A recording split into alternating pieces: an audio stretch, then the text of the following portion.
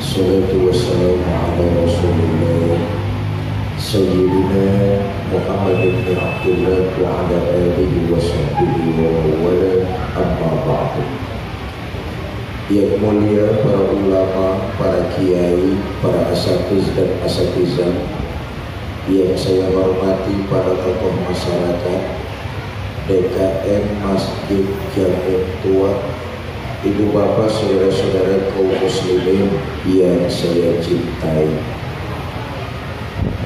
Dari seluruh nabi dan rasul yang diutus, cuma 25 yang wajib kita imani.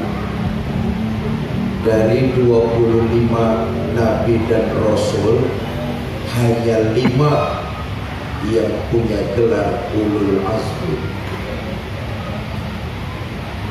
Nabi Ibrahim, Nabi Nuh, Nabi Musa, Nabi Isa, Nabi kita Muhammad Sallallahu Alaihi Wasallam. Dari 5 nabi yang bergelar ulul azmi, cuma 1 yang punya predikat rahmatan lil alamin. Siapa dia? Tidak lain junjungan kita baginda Nabi besar Muhammad Sallallahu Alaihi Wasallam. Kenapa Nabi berpredikat rahmatan lil alamin? Saudara, Allah menegaskan di dalam Al-Quran, wa ma kana Allahu yu'azibahum wa anta fihim. Muhammad, selama engkau masih ada, selama engkau hidup di tengah-tengah umat, aku enggak akan pernah turunkan bencana kepada dirimu. Wa ma kana Allahu yu'azibahum. Dan ini terbukti, saudara. Lihatlah sejarah Nabi Yahya diutus menyampaikan agama, umatnya menentang, disambar dengan suara gemuruh dan sambaran halilintar, mati. Nabi Nuh diutus menyampaikan agama, umatnya membangkang,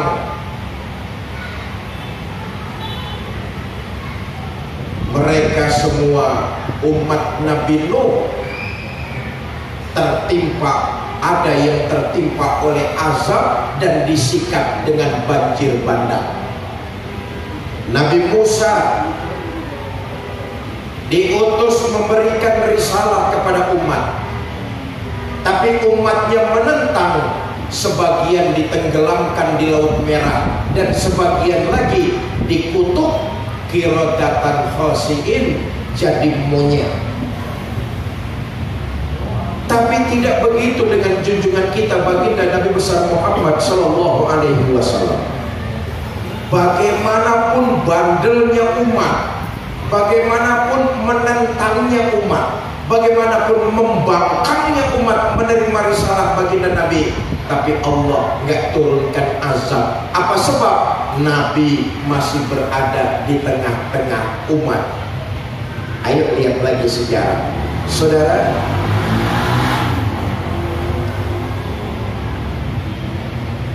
Kurang kelewat batas kayak bagaimana perlakuan orang-orang kafir Quraisy menentang dakwah Nabi.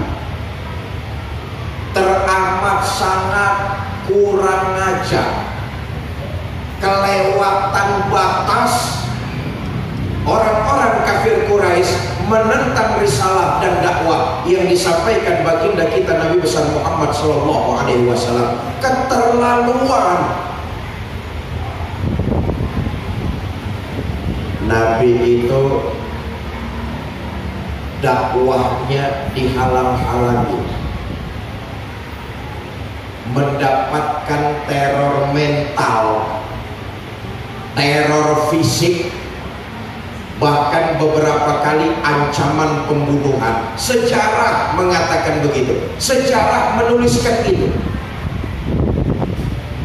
Teramat sangat kurang ajar orang-orang kafir Quraisy menentang dakwah Nabi. Nabi mendapatkan teror mental. Apa itu? Dibully, dihina, dicaci maki. Enggak cuma teror mental, tapi juga teror fisik.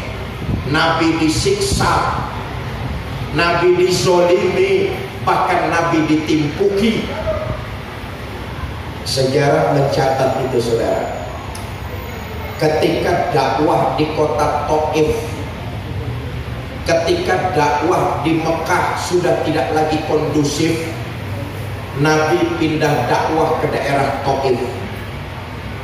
Di Taif, dakwah Nabi bukan disambut, tapi disambit. Allahu Akbar. Nabi bukan disambut, tapi disambit.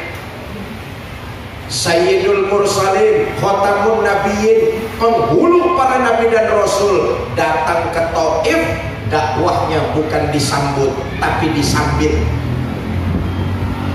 Berdarah kaki Nabi yang mulia, menghindar Nabi ke kebun anggur. Turun malaikat Jibril menawarkan bantuan. Apa kata malaikat Jibril? Muhammad, innallaha amarani an uti'a. Allah memerintahkan saya untuk patuh apa komando kamu. Kalau tadi kamu disambitin sama orang-orang Taif, sekarang juga saya angkat Jabal Uhud, saya timpakan kepada mereka biar mati semua. Bagaimana Muhammad? Jangan Jibril, jangan.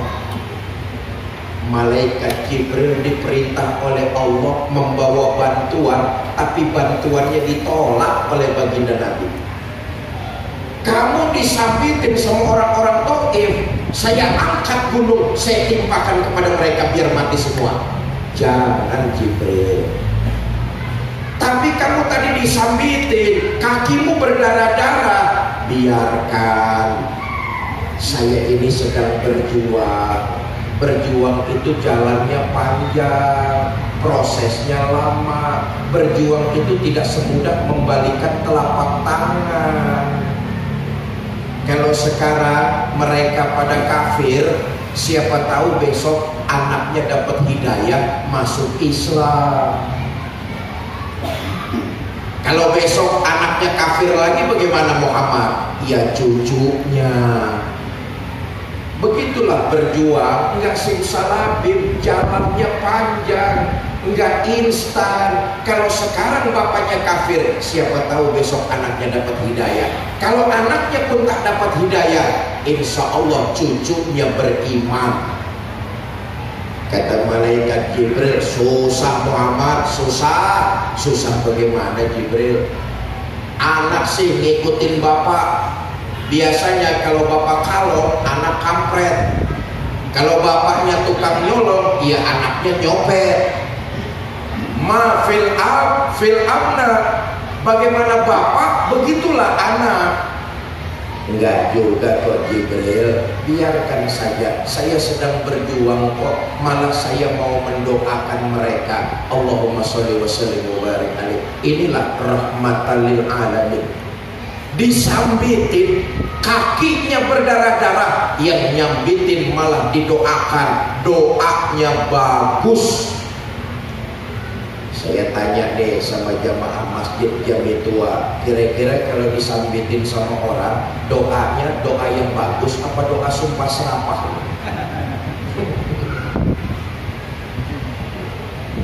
Orang yang nyambitin baginda Nabi ini, tadi saya katakan, ini rangkaian hari kelima saya di Kota Palopo. Kehadiran saya bersilaturahmi di kota tercinta ini difasilitasi oleh teman-teman dari lembaga sujud religi. Lembaga ini berkantor di Kota Pekanbaru, kemudian bermitra dengan kawan-kawan komunitas di sini, di antaranya komunitas Solidaritas Bersama Umat.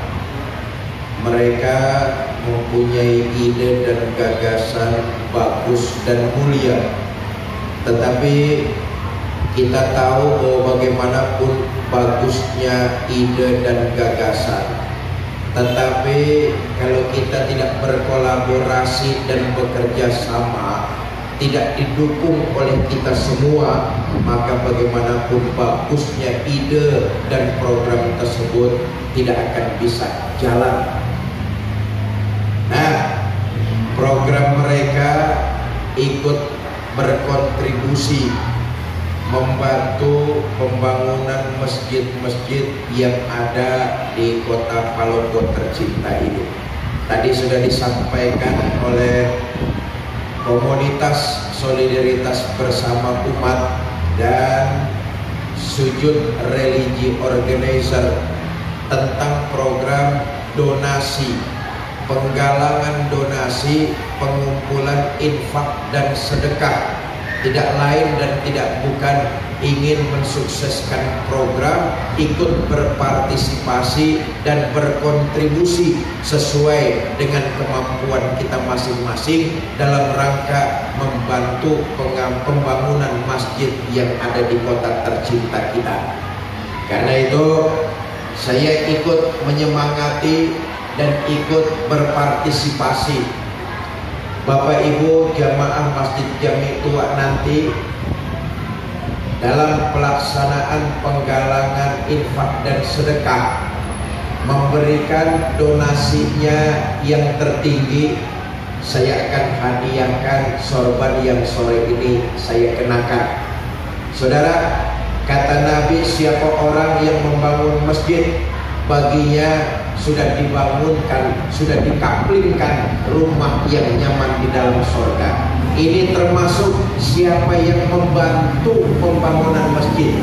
Ayo kita semua ambil kesempatan ini supaya kita punya kapling rumah di dalam surga. Amin ya robbal alamin. Rumah SSSSS saja kita pengen sekali punya, betul atau tidak? Rumah di alam dunia kita pengen sekali punya, masakah rumah di aklim di dalam surga kita nggak pengen punya? Terserah, sesuai dengan kemampuan kita nanti ikut berkontribusi penggalangan donasi infak dan sedekah yang akan dipimpin oleh Ustadz Hendri. Waktu dan tempat saya persilakan.